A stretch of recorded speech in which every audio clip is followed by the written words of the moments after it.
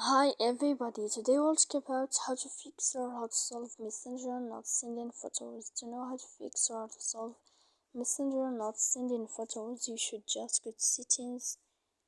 Here in this page we click apps, default apps, app settings. Then in this list we'll search about the application of Messenger. When you find this page of app info, you will click on force stop and you will click OK. Then you will enter to storage.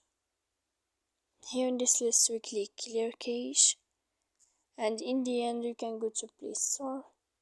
We'll search about Messenger, you will click uninstall, then you can wait a moment and then you can install again your app. So please don't forget to support us by like and subscribe.